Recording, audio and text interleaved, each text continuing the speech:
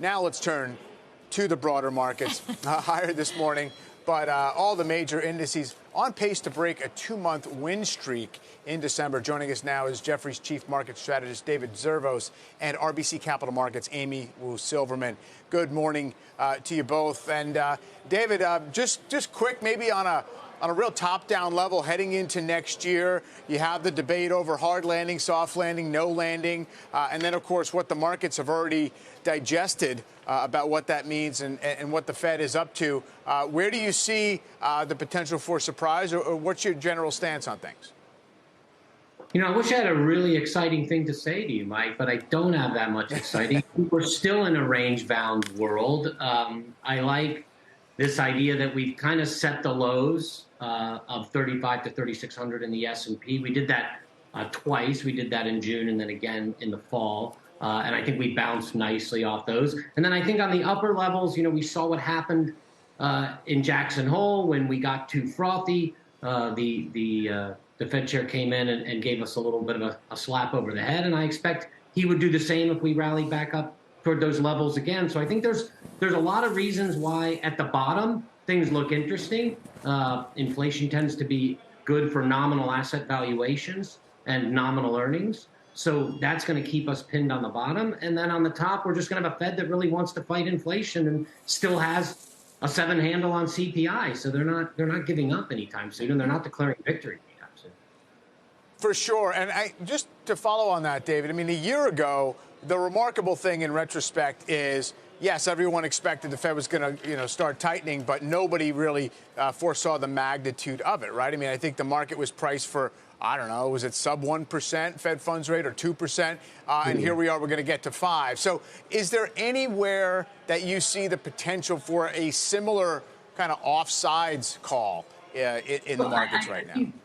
Look, it's important to remember, we started the year last year with inflation right here at 7 to 7.1% on the CPI. We had 2 huge shocks that hit us. We had the zero COVID policy in China, which is now ending, and we had the war in Ukraine, which took us up to over 9% inflation at one point. So both of those shocks caused the Fed to have to go much further than I think the Fed expected, or pretty much anybody expected, with the exception of a few people who sort of stayed out on the fringes of these inflation forecasts. I think the Fed did an excellent job of managing those supply side shocks. We're now back to 7, and all of the guts of inflation that are very different than the guts of inflation a year ago tell us we're headed lower. So I think what we've got is a lot in the hopper from a tightening perspective. We've got probably some good news coming on inflation. And if anything, Mike, my expectation is we're going to probably try to touch the upper end of that range before we touch the lower end of that range, and then see how the Fed reacts to that. And the Fed may react to that in a not so nice way, but it'll depend a lot on how that inflation data come out. Amy, I want to get your thoughts on the year that almost was now, and what that positions us for 2023, especially where something like the option markets are concerned. I'm just looking at your notes here. You say they behaved like a toddler. What do you mean by that?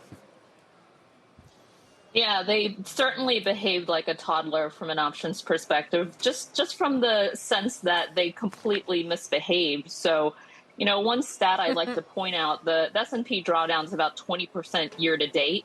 But if you had owned puts on top of that, so if you had hedged, you actually did worse. So you did worse than down 20%. Talk about a market with a drawdown where your options are still not working. I think of that as misbehavior. Part of it was the path that we took. It was a very orderly drawdown this year. And so it really sent people's positioning scrambling. And I think now we're in a very different place from investor positioning than we were a year ago. People are not at all well hedged. They've been very burned on hedges. And in fact, people are thinking more about the up crash. So there's far more demand for potential upside tail risk right now, guys, than it is for downside as we head into 2023.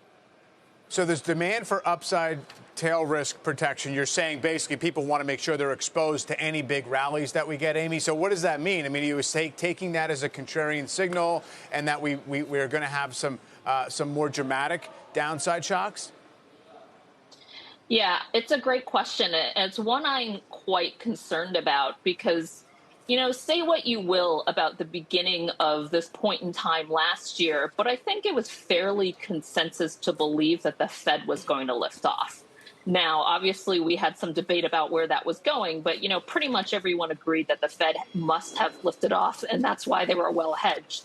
Now, going into this year, we're very under hedged on the tail side, but I would say there's far more debate about where the Fed path is from here. And, we're seeing that in the proxies and options for other markets. So, for instance, credit, those proxies are flagging a lot of alarm, even though we're not seeing it on the equity side. And what concerns me heading into this year is kind of the gappiness that we didn't see last year, we will see this year. And you're really going to feel that in the derivatives market.